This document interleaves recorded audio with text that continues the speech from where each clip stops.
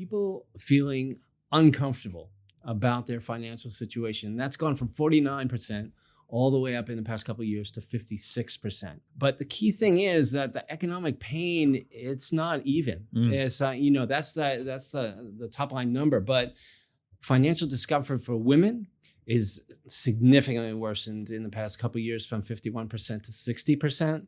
And 64% of women report feeling financially stressed. Yeah. So this is these are tough times, and how people feel about money really matters. It's actually really important that we, just like in the investment markets, when you're tracking sentiment and things like that, we actually have to track how people are feeling about their everyday situation, because it does really matter in terms of their confidence, in terms of the results they're getting.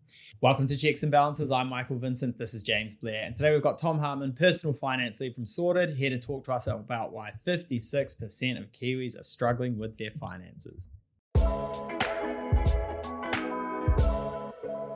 We're back in your life, and we're joined by Tom today. Great to be with you guys. Personal This is awesome. finance lead at Sorted, and it's a very big month for you, Tom. Is it your favorite month of the year? Is it better than Christmas? I gotta say, I'm liking the month thing. So what happened was, for about 10 years, we only had Money Week. Yeah. And you would blink and it was gone. It was just like a bit of media and try to do as much as you can. Now we've got a whole month. For the second year, like we tried it last year, and this year, whole month of August. And I really think that there's time for people to, actually do something meaningful with their finances, actually check in and actually make some changes and hack it. So this is the second year that you've been doing it for a month. Really wish we knew that in hindsight. I know what you're because talking about. we last year What happened? we did a podcast a day Oh, for the that's whole month. And I tell you what, in theory, you go, how bad can it be? It won't be that bad. It was a lot of time with Michael. Mike, I think we had to send you to Europe for a little bit. So I had to got a little Just break. have a break. But imagine if we did the month before and we only had to do a week. That would have been The year good. before. Yeah. So 1 week is fine, gentlemen. You do not need to do it every day. No, yeah, we're We'll definitely. outsource that. We'll get Michaela and Jess to do it. Yeah, 100%. So, Tom, for those that don't know, personal finance lead at Sorted, keen to know what that looks like day to day. For those that don't know, Sorted, what is the purpose of Sorted, what you're up to, and then also money month as well. So lots of people don't know this actually. Sorted is like the commercial facing brand, the consumer facing brand, I should say, not commercial at all, because one of the advantages it has is we don't flog anything. We don't have to sell anything. Yeah. It's put out by the Retirement Commission, Te Ara Unga Ora, which is our inspirational name that means the pathway to developing well-being. And Sorted for now has been around for a couple of decades. It's over 20 years that we have Sorted here, and pretty much it's a platform, and it's all sorts of stuff actually, because it's got the main website, and it's got guides and blogs and a whole bunch of tools that are really popular as well. But it's also a whole ecosystem of programs in workplaces, schools, and communities at the same time. And so then we have online programs as well. And pretty much the idea is upskilling people with their money. Okay, so somebody figured out a long time ago that if you want to get people to the best possible position by retirement, you better start early. Yeah. Right? You better go back all the way to the schools, and you better start ramping up, take advantage of compounding, and just sort all the stuff early and then get to it. So my job is sort of working on that ecosystem all the time. So given day, we're working on a drawdown calculator right now. So when people get to retirement with a nest egg, some choices they can make in order to draw down and not like hoard all their money and be afraid to spend it, for example, or not outlive their money, for example. And actually so it might be something like that. It might be writing a guide. It might be writing a blog. It might be reaching out to stakeholders. Another thing we do is we've got a whole national strategy for financial capability. It's got a whole bunch of stakeholders who basically help. And you guys might not know this, but you guys are a stakeholder in the national strategy for financial capability. I love it. Financial Is it a paid role? It's Can we retire? it's kind of 41 like that. High Street if the checks are going to the wrong account. It kind of works like this. You guys sort of go, wait a second, we do that too, so we must be part of this thing. thing, which is basically upskilling people with their money, making better choices for the long term. This is your bread and butter. I don't have to tell you this, right? So all across the country, we've got different advisors, mentors, we've got academics, we've got big corporates, the banks and things like that signing on to this national strategy. And we're all trying to, and Money Month is just the main campaign under that strategy. It's the point where all the stakeholders come together and actually do their thing in order to lift financial capability. Yeah. And I feel like in terms of Sorted, what you're probably most well known for is the awesome on the website, all of the tools and the calculators, right? The KiwiSaver one's phenomenal. Yeah. Yeah, cool. The risk we use that as advisors for the risk profile every day. We think that is great. The cool paying down the mortgage, the extra repayments, the amount of interest you save, how much faster you pay it off.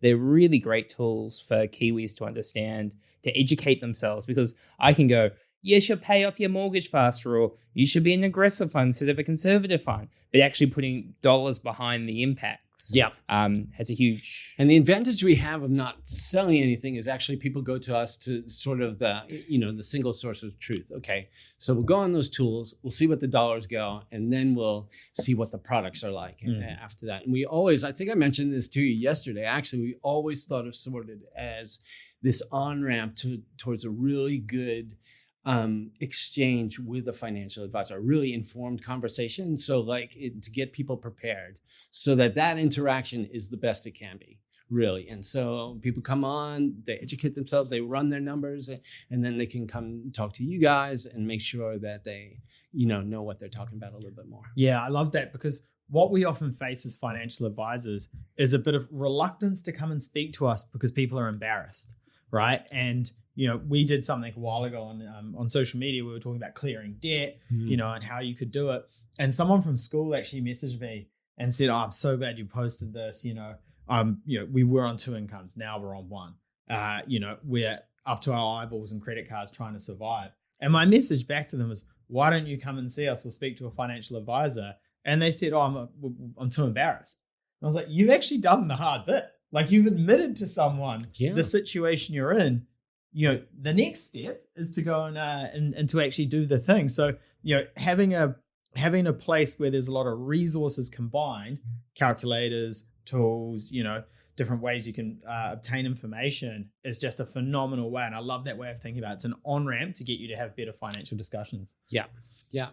And it's a shame what debt does to us. I mean, we were talking about this before. In German, the word for debt is actually the same as the word for guilt and for shame. And what debt does is it brings silence. Is people shut down because they're in this situation that they don't want to talk about, and then they stop seeing their friends. They stop going out. They stop doing the things that make them feel good, and it ends up impacting their well-being. It's a real shame, the effects of debt on people. Here I was thinking you're the mortgage director, but you're really the guilt director. Peddling guilt. Yeah. So the theme for Money Month, Tom, what is the theme for this month? Yeah, so it is pause and get sorted. So really, you know how it goes. Life is like this big circuit, right? And it's hard to get off. People call it the hamster wheel or whatever. How do you interrupt that? How do you just pause for a second and say, hang on, I can do stuff differently. I can make a better decision. I can think about this. I can reflect a little bit about on this and then act.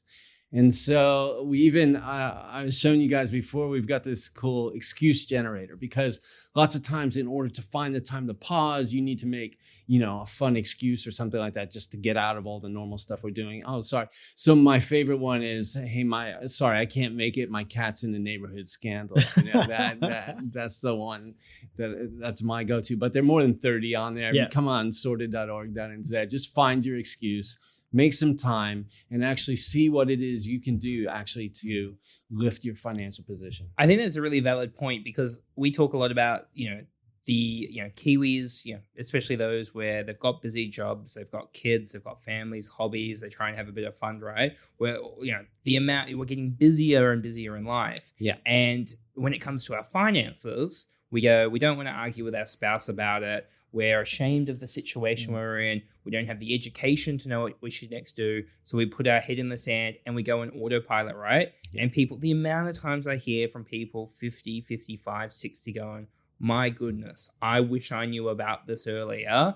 And it's a great initiative to go, pause, don't go on autopilot. What are the things that you can do to improve where you are or work out even where you want to go? And I don't know about you guys, but I haven't met anyone who couldn't do anything to improve their situation. There's always something. There's always insurances to review. There's always, putting a will in place for those more resilient stuff. There's always a way you can tweak to get yourself growing, maybe for the long term a little bit more, looking at the contributions, making sure you're on track. There's really always something that you can do. Yep. Yeah. And Mike, like the amount of times where people think, when it comes to maybe taking action during Money Month, they think they have to do like 1,000 things at once, right? But a lot of the time it's just doing what is the smallest little, first step you can take to go in the right direction. Yeah, we talk about this quite a bit, right? The small, consistent steps over time are what's going to get you to the right kind of outcome or the most favorable outcome. My concern, though, is people think they have to swing for the fences just to make an improvement. And, a lot of the time that leads to inaction because they're like, this is a risk, I don't do this. At the worst, it leads to even worse financial decisions. If you look at some of the things around the crypto bubble, the amount that people were investing in it, they got a little bit back and they thought, I have to double down here. I have to swing for the fences just to get myself out of this hole.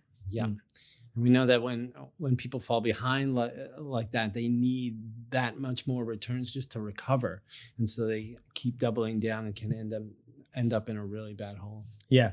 And so in terms of Money Month with the, pause, take some time and get sorted, what would you recommend the first step that people do to try and, enact that program? Well, what's interesting, and I'm sure you guys see this, how varied people's situations are. So there's not going to be one thing that everybody should do. Obviously, the pausing, everybody can pause, obviously, but what it is for them is going to really change. So we definitely, though, check to see how much emergency savings people have just to get started. Do you have that $1,000 socked away as a starter emergency fund? Yeah. If not, that's like the obvious place to get started. Yeah. But then people's situations are so varied, even the way they utilize money, how collective they are with money. Like if they're in a household, a whānau, how they manage that, a church, it can be all sorts of different things of the way you manage your money. And so those steps are going to be different for different people. Yeah. And, we're always talking about when people are in a collective and managing money, the communication around money is so important. James and I are working on a project together at the moment, and we have fairly good communication. But you can even see, Michael? You can even see between us as deadlines build, pressure builds. Yeah. You can see the communication between even James and myself gets more direct, right? There's a lot less pleasantries. And, we have the advantage of being able to go to separate houses that night, and then, meet up again in the morning, where for some people, that's a really tough conversation in a household around the finances. Yeah. And it has been taboo for generations, right? Even talking about money in some households, they're a lot verbally closed and even, emotionally shut down, or it's way out there, and you get these big money fights that are not about money. Yeah. Even, they're more about control or about other things in the relationship. It has nothing to do. Well, money is just a tool to help you live the life you want to live, right? Yeah. So you're right. The conversation could be about money, but it could be about a whole range of different sort of things. I smirk at you because I'm thinking about how I was feeling about 9:30 on Monday morning, and you saw the look in my eyes where I was like, what the hell is Michael? Do you want to know the interesting thing, though? We're fine. In my head, at that point, I could see you were stressed. And in my head, I was like doing the math. I was like, oh, yeah, just about cover. I think it's fine. Yeah. But like, I actually, because we're in the middle of like management meetings, I literally couldn't say to him, hey, mate, don't stress. Like, I've just about really got this covered in my head. Yeah. Let's move on. I think it's the best thing to do in any good relationship. So, Tom, I don't usually wear glasses. There's a reason I'm wearing glasses today. Why are you wearing glasses today? You brought some data with us, and I thought I should wear the part, nerd out a little bit, because you brought some information. Yeah. You wanted to get more nerdy. Yeah. I thought a finance podcast wasn't nerdy enough. Yeah. So we are in a recession. You look around, times are tough. New Zealand is battling. Other parts of the world are doing better than us. Money is incredibly tight. Mortgage rates are high. You've gone out and got some numbers for us on how Yeah. Kiwis are feeling about their money. So tell us, how are they Yeah, feeling? so for Money Month, we commissioned some research from TRA just to understand how people are feeling about their financial situations. And the headline number, and we've been seeing it since June 22, is that people feeling uncomfortable about their financial situation. That's gone from 49% all the way up in the past couple of years to 56%. And so they are really, but the key thing is that the economic pain, it's not even. It's that's the top line number, but financial discomfort for women is significantly worsened in the past couple of years from 51% to 60%, and 64% of women report feeling financially stressed. Yeah. So this is these are tough times, and how people feel about money really matters. It's actually really important that we, just like in the investment markets, when you're tracking sentiment and things like that, we actually have to track how people are feeling about their everyday situation, because it does really matter in terms of their confidence, in terms of the results they're getting. Now, interestingly enough, and I think it's because this time in a recession, it really gets people to engage with their finances. Obviously, this becomes a really big thing, but it also gets people engaged with their long-term plans as well. Maybe because they don't want to be in the same situation forever. Maybe because they're just looking at their finances and going, well, where am I headed for the long term? So happily, there is a silver lining here in that what it's showing is people's attitude towards retirement planning, towards thinking and getting information about planning retirement has actually improved. So more people are setting long-term financial goals. That's 59% compared to 54% back a couple years ago in 2022. There's growing interest in information about planning for retirement. So it's now at 34% compared to 29%. And then 49% say they're actively saving for retirement. So that's been holding pretty steady. About half of the people who are actively saving. So it shows that even in a recession, a lot of those set and forget sort of things like KiwiSaver contributions are really humming in the background. Yeah. You'll hear a lot about, hardship withdrawals and stuff like that. Some of that is going on and the dollar amounts are going up, but they're always going to go up because there's more people in KiwiSaver, there's more dollars in KiwiSaver. And so that's always going to go up. But 49% keep saving for the long term. Yep. And that means that the system is in place. And it would be great if that number were higher.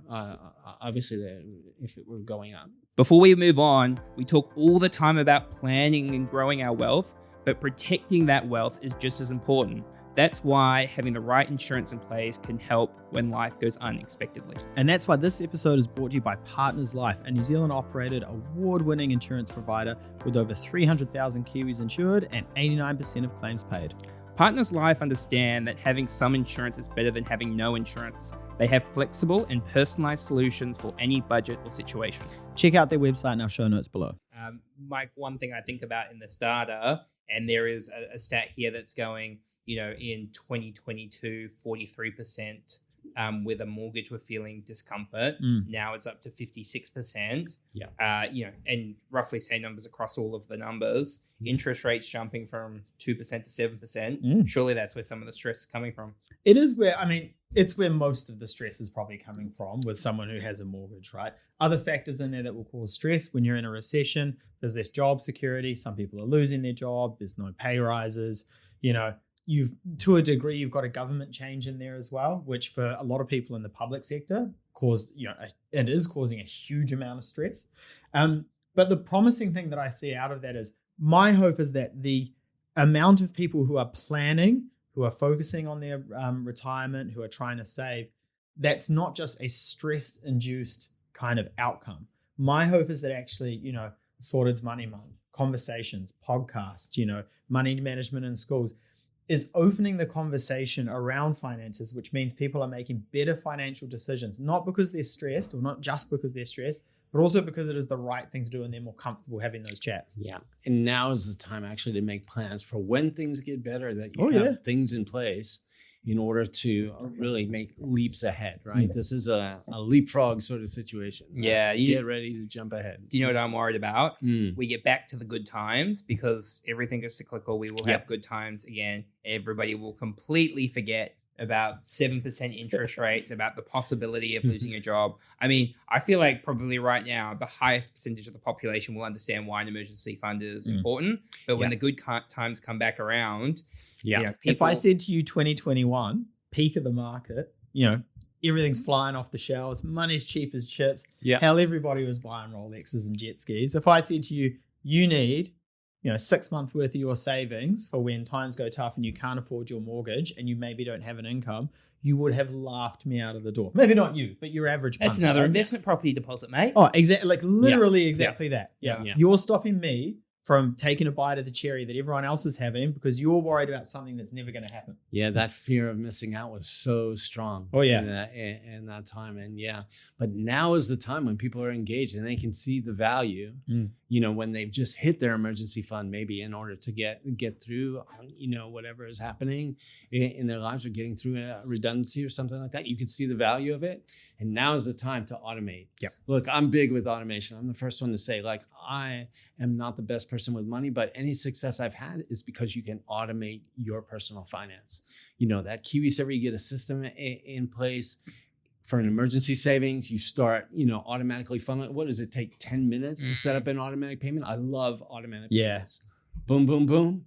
And, it's doing it all for you. Yeah. And so you put those in place now, and all of a sudden, when times get good, that emergency savings will just be building in the background. Yeah. Nobody has to think about it. Yeah. It does make me think about, like, I am starting, don't hate me for this, Mike, starting to maybe think about, like, revolving credits and offsets. I'm not saying I'm becoming anti-revolving credit and offset, but I'm starting to think that in theory, they are great tools, but the behavioral science of actually people being responsible with their money and not eating away at all of their revolving credit versus just, like, say, opposed to, like, if you have a revolving credit and you're like, I'm going to pay off an extra $20,000, like, if you just increase their mortgage repayments, then they would save the extra $20,000 a year. But what percentage of the population actually saves that? Have you been money? listening to my structure and pricing calls? Everyone wants a revolving credit. Everyone, when they get the house, is going to make additional repayments, throw all the money in there, and in 6 months' time, they'll take that, pull a lump sum down. I run all these calculations, and I say to them, I'm like, just increase the repayments. You don't need a revolving credit. Like, and I would say of the people who have that plan and have a revolving credit, 80% of them in 6 months, if they owed 50,000 at the start, they owe 50,000 in 6 months. In 12 months, they still owe 50,000 on this revolving credit. And I end up just fixing them. I can't, I'm not gonna, I fight a losing battle because everyone's in a really positive frame of mind when they're taking out a mortgage, and it's not their fault. Everyone's conditioned to think they're their best selves. Sure. But ain't we all guilty of that? Yeah, but the banks know this, right? So of course you can have a revolving credit. Rock and roll, man. You want to top it up? Go for it. Have another credit card. They can't do that so much anymore, but it's just behavior, right? And you guys take it away from customers. Yeah. Right. Exactly. You guys have the vantage point. This is not a challenge to you, but I just, there are not that many people like you guys in the sense that you know the products and you know the behaviors. You know how they're used, right? Yeah. So those are two things. Usually, somebody can learn about the products, but they don't know how they're actually going to really react to them and actually interact with, say, a credit card or a revolving credit or anything like that. What's really going to happen?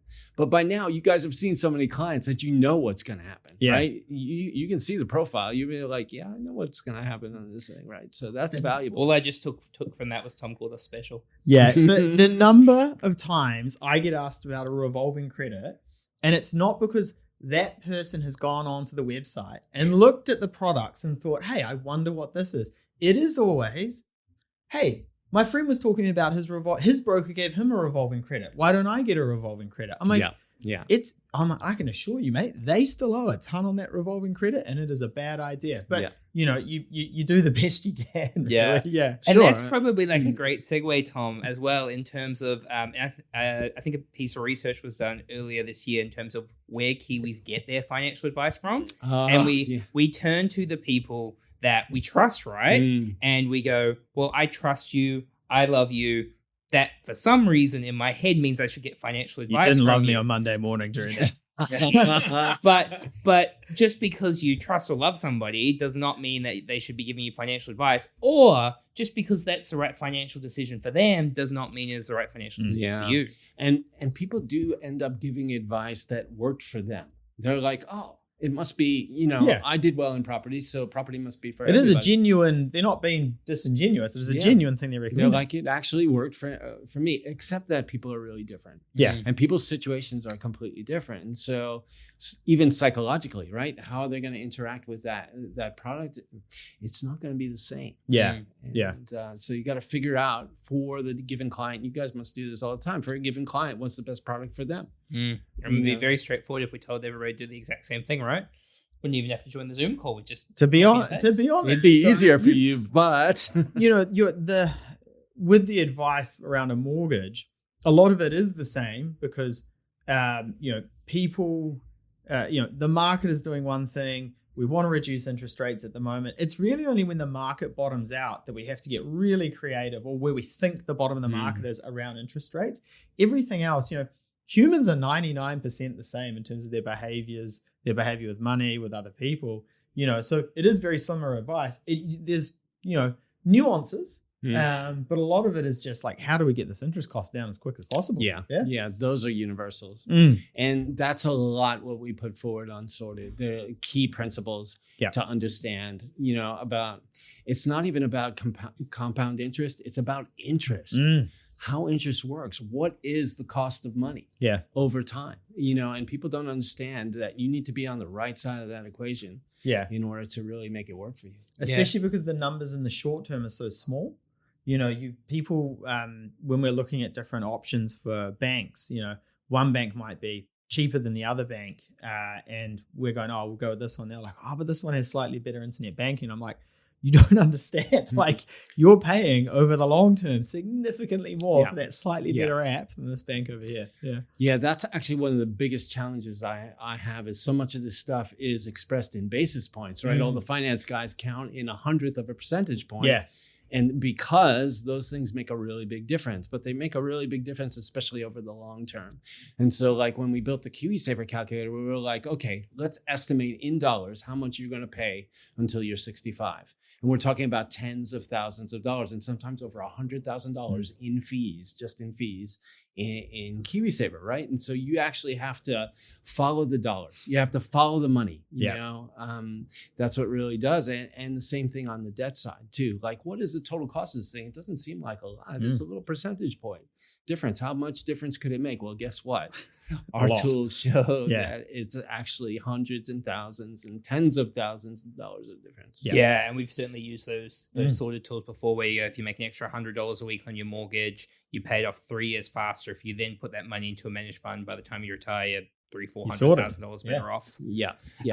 Huge difference. Tom, I want to kind of change pace a little bit and come back to that percent of Kiwis struggling, but talk about some of the groups within that larger percentage. So you spoke about females, the younger 18 to 34-year-olds, the Māori community and the Pacifica community. What needs to change to make sure that those groups, those communities have the right support so they can, because we know money's a tool to help you, live your best life, and, getting your money sorted is important. How can we support them better? Well, the one thing that doesn't get said, and is probably the elephant in the room, is that so much of this is about income. And when income's not there, there's not a lot to manage. We spend our time on the managing your incomings side of it. But actually, if the income is not there for these groups, you can get radically different outcomes. And that discomfort is going to be felt. And so there's a few different things, and this is why we work in communities too, to try to understand for them how we can support them. But I'm thinking in that 18 to 35 group, and I have 2 kids right in that age group, and I can tell you it's about the lack of work, the lack of income. It's really tough as they find their footing, especially in a recession. Very interesting. On the income side, when we're doing a financial plan, if a couple comes to me, their household income is sub $100,000, I just say to them, I say the reality of you getting where you want to get to, like, and we're not talking like ridiculous goals. Like, I want to pay off my mortgage. I want to retire at this age. I want to be able to give my kids a head start. You know, if you, because the other thing is with the cost of living, right? With the cost of living, it's not like you think about the days where, you know, maybe, you know, in the 90s where you could have one person working, one person looking after the kids. Yeah. There's just not that because the cost of living is so high. So your income needs to be at a certain threshold to make the plan work. When it comes to females, they are better savers than males, right? They'd probably be better investors too, Yeah. just because of their attitudes towards risk. I mean, there's cowboys out there doing all sorts of things, right? Yeehaw. Yeah, it is really interesting. I mean, in terms of the like the spread across the different kind of segments of society, I back that 100%. Like, it is so tough. You know, again, we talk about the management, but if the money's not there, there's not much to manage, right? It is just trying to get by, and that's where I find some of the like some of the not scams, but you know, business opportunities that are presented to people in those communities particularly troubling. Around you know, what is not obviously a pyramid scheme, but something quite close. You know, multi-level marketing, things like that, where you know you're taking a segment of society who, for the interest of their families, want to make you know themselves and their families better, and basically preying on that, which I find particularly it is predatory. Yeah. And we see some really scary things, but also sort of preying on the trust that's been built in a community as well. Those are the most tragic things to me. Like, somebody goes and sells into a community that has built trust between them, and all of a sudden everybody's like, well, it must be something good because I trust everybody in this community, and they all end up getting ripped off. And that is one of the saddest things I come across on a daily basis. I think there was a really good podcast on the like a crypto scam essentially. I think it's called OneCoin, and they like went into like straight to churches. You know, straight and like you know communities where everyone trusts everyone, and someone gets a good return, then all of a sudden money floods in, all the money's gone. You know, they did this in communities like across Africa, Europe, and the States as well, because a lot of the big churches there. And you know, I can't remember the amount of billions of dollars they got, but all gone. Yeah. One of the things that I try to explain to people these days is when money starts to pile up, it becomes a target. So wherever and I'm seeing it with Kiwis as well, you know, there'll be somebody who'll help you with a hardship withdrawal, no problem. Because the more these are growing, the more we're going to see that people are going to try to get to them. And it's really unfortunate. I'm really glad that generally in the KiwiSaver system, it's set up in a way where the stuff is locked away. The restrictions are clear. Exactly. And it's really hard to just, you know, to get your money out before, except for the goals it's made for. And that's a great thing. I can confirm filling out the KiwiSaver forms is a pain in the ass. Looking at some more of the data, Tom. So like in here, we've got what percentage of Kiwis have a buffer in the case of some sort of financial discomfort. Nearly 70% have no personal savings. This is actually a really good, almost like a commercial for you know, for saving and what it does for us, because you can see how differently people feel when they have savings and when they don't have savings. Like this is over a 20-point difference right here, and you can really see that it's affecting how they feel about their financial situation. And it's interesting balancing this against the stats around the number of people who have an emergency fund, because when you look at the stats that we looked at around the number of people who have an emergency fund, that does not align with that. You know what I mean? So there's clearly someone padding their situation in the data going, of course I have that. Of course I have that. When in reality, they probably don't, right? And they would be leaning on credit cards or short-term debt to get them through that. And people think about it that way. Well, actually, I could just lean on this credit limit and that's my emergency fund. Well, actually, that's a really... But it's so common. You know it. You know it. You've seen them. You've heard the excuses. James, I know how to manage this. You know, it is the way that people think. Saving's not sexy. It's not fun. You know, it is going to help you sleep better at night, though. Yep, it's directly connected to your well-being, and we know that unfortunately people treat their credit limits as if it's their own money. Yeah. It's really only how much they can borrow, but actually they look at it. Oh yeah, that's how much I have to play with now. That's how much I have to work with. So let me get as much as I can out of that situation. Yeah, and another piece of data I found interesting in this as well: 8 out of 10 Kiwis actively practice money management behaviors. I'm not calling this data, everybody's a liar, but based off the Kiwis that I run into, I would say they're practicing some form of money management. I don't necessarily believe it would be good forms of money management. Well, that may be indicative of your sample size, though, right? Well, if you look at what or your sample population. That's true. Yeah. If you look at what it's referring to in those survey questions, it's really, do I carefully consider something before I buy it? Do I pay my bills on time?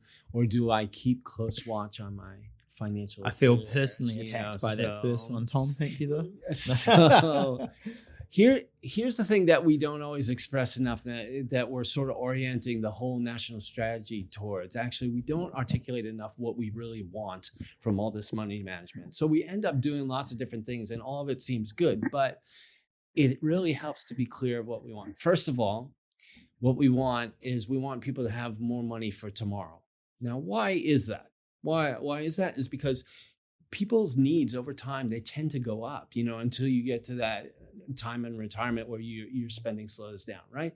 But pretty much your needs, like if you start out studying and then you go flatting and then you partner up, you buy a house, you start a family, your needs are going up. So in order to meet those needs, you need more money for tomorrow. So you need to stash cash, you need to grow money. So we're looking for growth, okay? But the other thing we need is, because we know stuff happens to people, right? They're carrying an amount of risk.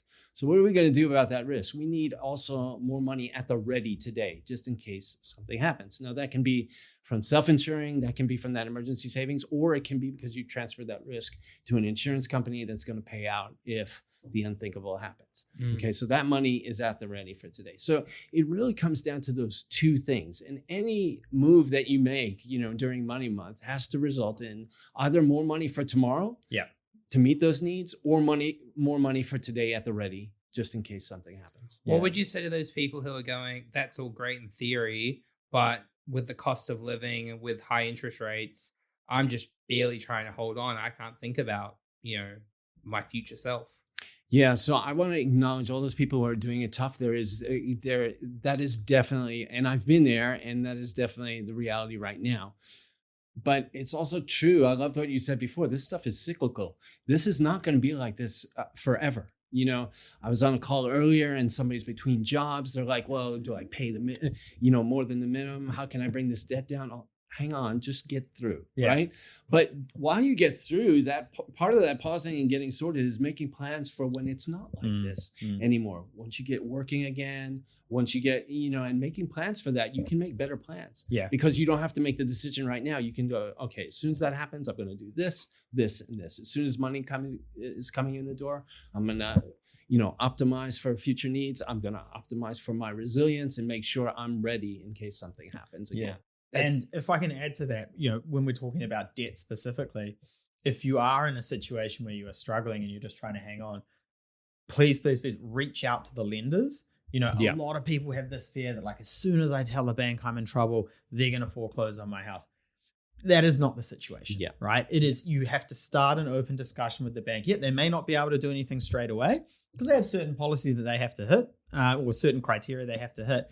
But the earlier you start the discussion, a lot of times, the better. And if you're still worried about it, chat to a broker, because the broker's not the bank, right? We're not going to run off and tell the bank straight away, especially if you're not our customer. But we can give some advice around, hey, here's some practical things you can do to try and get through this until the point where you do need to tell the bank. Yeah.